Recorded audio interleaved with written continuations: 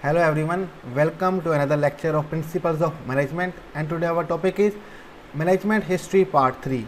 हम मैनेजमेंट की हिस्ट्री जो बेसिकली प्रिंसिपल्स ऑफ मैनेजमेंट का चैप्टर 2 है, आज उसका पार्ट 3 देखेंगे। The contribution of Henry Fayol in management history.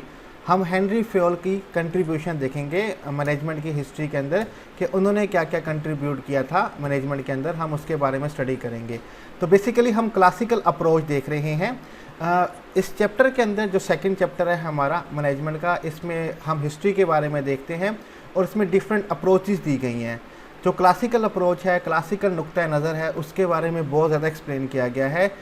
3 others approaches हैं जैसे कि बिहेवियर अप्रोच, क्वांटिटेटिव अप्रोच और कंटेम्प्रेरी अप्रोच, उनके बारे में थोड़ा सा बताया गया है। हम उसको ब्रीफली नेक्स्ट लेक्चर में देखेंगे।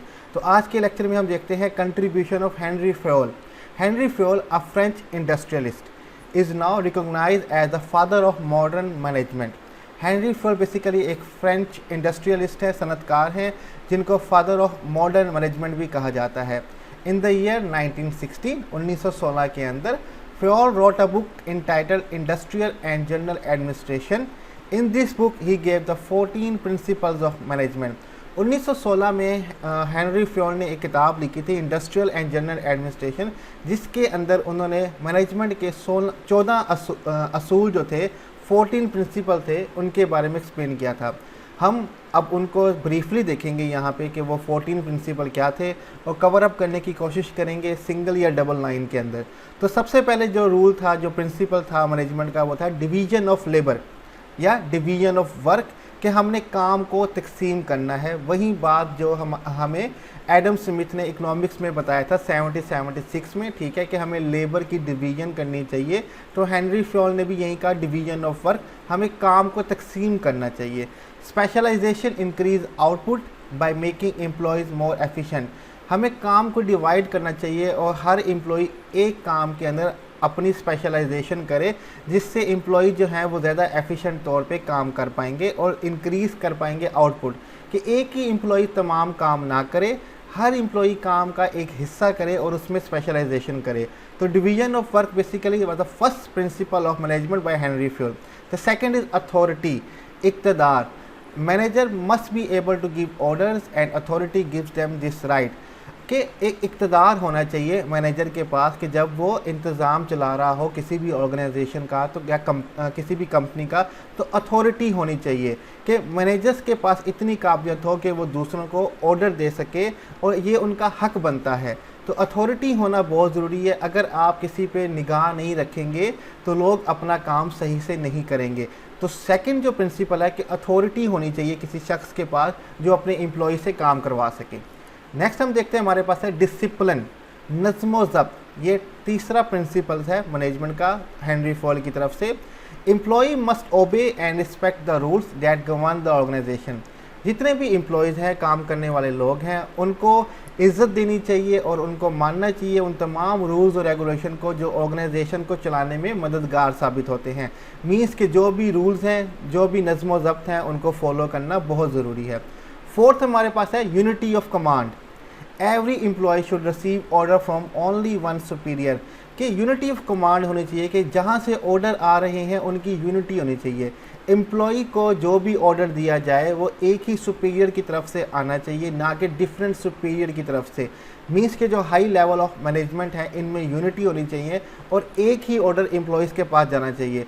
अगर डिफरेंट लोग एम्प्लॉयज़ को ऑर्डर करना शुरू कर देंगे तो ऑर्डर में चेंजेस आ सकती है, एम्प्लॉय को समझने में मुश्किल हो सकती है और ऑर्गेनाइजेशन को रन करने में प्रॉब्लम आ सकती है। तो यूनिटी ऑफ कमांड होनी चाहिए कि तमाम एम्प्लॉय जो हैं वो जो भी ऑर्डर रिसीव करें वो एक सुपीरियर से करें, मीन्स कि एक सोर्स से करें। नेक्स्ट हमारे पास है unity of direction. The organization should have a single plan of action to guide managers and workers।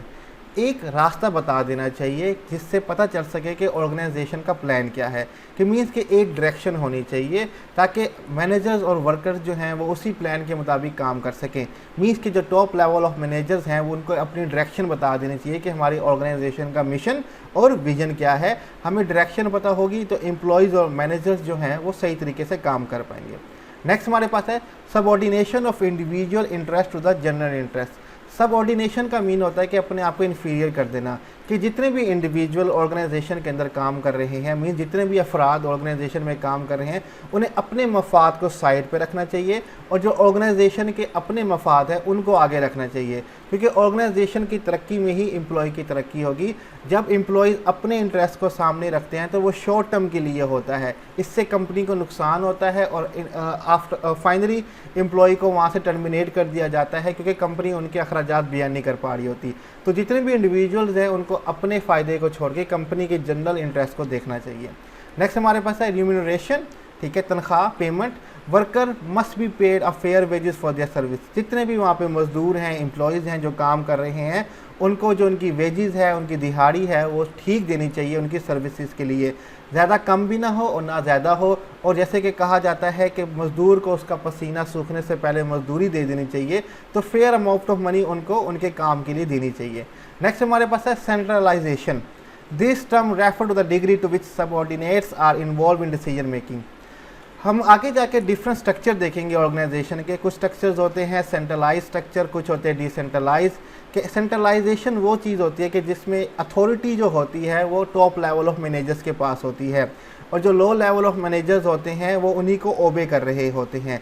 तो सेंट्रलाइजेशन होना के मीन्स के डिसीजन मेकिंग कहा जाता है मोस्टली कि अपर लेवल ऑफ मैनेजर्स को करनी चाहिए, लेकिन आजकल का दौर डिफरेंट है जिसमें हम लो लेवल ऑफ मैनेजर्स को भी इन्वॉल्व करते हैं डिसीजन मेकिंग के अंदर। लेकिन हेनरी फोर्ड का कहना यह है कि मैनेजमेंट का जो स्ट्रक्चर है वो सेंट्रलाइज होना चाहिए, कि टॉप अथॉरिटी जो है उन्हीं के पास सारी अथॉरिटी होनी चाहिए और उन्हीं को डिसीजन मेकिंग करनी चाहिए।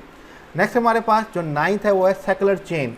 The line of authority from top management to the lowest rank, यहाँ पे सॉरी क्रैंक लिखा हुआ है, rank is a scalar chain. Scalar chain basically एक किस्म की चेन है जिसमें बताया जा रहा है कि कौन सी अथॉरिटी किसके पास है। जितने भी मैनेजमेंट के लेवल्स हैं उनके पास कौन कौन से क्या कहते हैं अथॉरिटीज़ हैं, हमें उनको देखना पड़ेगा। नेक्स्ट हमारे पास है ऑर्डर।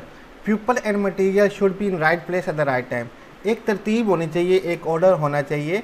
हेनरी फोर्ड का कहना है कि किसी भी ऑर्गेनाइजेशन को सही तरह चलाने के लिए उसमें एक ऑर्डर होना चाहिए। पीपल और जो मटेरियल जो है वो सही जगह पे सही टाइम पे होने चाहिए। जिस काम के लिए जो शख्स चाहिए और जो रॉ मटेरियल जिस टाइम चाहिए वो वहाँ पे मौजूद होना चाहिए। अगर चीज़ें ऑर्डर में नहीं होंगी तो ऑर्गेनाइजेशन सही तरीके से काम नहीं कर पाएगी। नेक्स्ट हमारे पास है इक्विटी, इंसाफ। Manager should be kind and fair to their subordinate. जितने भी मैनेजर्स होते हैं उनके अंदर जो सबऑर्डिनेट्स हैं, उनके इन्फीरियर मीन्स के उनके एम्प्लॉई जो हैं उनके साथ काइंड, नरमी से और फेयर, इंसाफ के साथ पेश आएँ और उनके अदल रखें और इंसाफ रखें। किसी को तरजीह ना दें किसी रेफरेंस की बेस के ऊपर, सबके साथ इक्विटी के साथ पेश हैं। नेक्स्ट हमारे पास है stability of tenure of personnel. Management should provide orderly planning and ensure that replacement are available to fill vacancy. एक जो टेन्योर होता है एम्प्लॉयज़ का, उनकी स्टेबिलिटी होनी चाहिए। जो भी मैनेजमेंट है उसको प्लानिंग करनी चाहिए कि कभी भी कोई वैकेंसी खाली हो जाए तो उसकी रिप्लेसमेंट पहले से मौजूद होनी चाहिए। मीन्स के एम्प्लॉयज़ की जगह पहले से मौजूद होनी चाहिए कि अगर कोई एम्प्लॉय छोड़ के जा रहा है तो पहले से उसकी रिप्लेसमेंट होनी चाहिए, या तो पहले मौका ही ना आने दे कि कोई एम्प्लॉय अपनी जॉब छोड़ के जाए। तो एक टेन्योर जो है वो स्टेबल होना चाहिए किसी भी पर्सनल का, मीन्स के एम्प्लॉय का। नेक्स्ट हमारे पास है इनिशिएटिव, ठीक है, कि खुद से आके स्टेप लेना, खुद आगे बढ़ के काम करना। Employees who are allowed originate and carry out plan will exert high level of effort. जितने भी एम्प्लॉयज़ होते हैं जिनको आप अलाउ करते हैं कि वो कैरी आउट करें प्लान्स और ख़ुद से आगे बढ़ के आए, तो उनकी एफ़र्ट्स का जो लेवल होता है वो बहुत ज़्यादा होता है। उनको high level of effort show कर रहे होते हैं अगर आप उनको एम्पावर कर दें। मीन्स कि अगर आप उनको अथॉरिटी दे दें कि हम आपको चांस देते हैं कि आप खुद से ये काम करके दिखाएं, तो जितने भी एम्प्लॉयज़ हैं वो बेहतर काम करने की कोशिश करेंगे, ठीक है। नेक्स्ट हमारे पास है स्प्रेड द कॉप्स। ये फ्रेंच लैंग्वेज का एक वर्ड है, इसका मतलब है कि यूनिटी होनी चाहिए, लॉयल होना चाहिए, सबको मिल के काम करना चाहिए। Promoting team spirit will build harmony and unity. Team spirit को प्रमोट करें जिससे हार्मनी और यूनिटी पैदा होगी, इत्तेफाक पैदा होता है, सब मिलके काम करते हैं। बिकॉज कहा जाता है कि हमें एक 7 habits of most intelligent people में आपने देखा होगा सिनर्जी, ठीक है, कि सबको मिल के काम करना चाहिए। जब आप टुकड़े टुकड़ों में काम करते हैं तो कभी भी बेहतर तरीके से काम नहीं होता, हमें मिल के और एक टीम बना के काम करना होता है। डैट इज़ वाई कहा जाता है अगर कोई बच्चा जो बचपन में सोशल नहीं है, लोगों से बातचीत नहीं करता, तो उसको चेक करवाएं और उसकी इस परेशानी को ख़त्म करें, क्योंकि जो शख्स सोशल होता है वही टीम बना सकता है और टीम को आगे की तरफ लेके जा सकता है। तो यहीं पे हमारा जो आज का लेक्चर है, जो हमारे पास बेसिकली क्लासिकल अप्रोच थी, जिसमें हम डिफरेंट लोगों के बारे में, जो डिफरेंट बिजनेसमैन, डिफरेंट इकोनॉमिस्ट की कंट्रीब्यूशन देख रहे थे, वो यहीं पे एंड होता है। तो हमने आज हेनरी फयोल के बारे में देखा कि उन्होंने क्या कंट्रीब्यूट किया था मैनेजमेंट के अंदर। बेसिकली उन्होंने 14 प्रिंसिपल्स बताए थे जो बहुत ही अहम है हमारी मैनेजमेंट के अंदर, और इसके ऊपर पूरी बुक लिखी थी। हमने ब्रीफली जस्ट एक्सप्लेन किया उनको। तो इस स्लाइड का लिंक मैं डिस्क्रिप्शन में दे दूंगा, आप वहाँ से कॉपी कर सकते हैं। कोई भी क्वेश्चन हो आप मुझसे कमेंट में पूछ सकते हैं। यहीं पे अपना लेक्चर ख़त्म करेंगे। अल्लाह हाफिज़।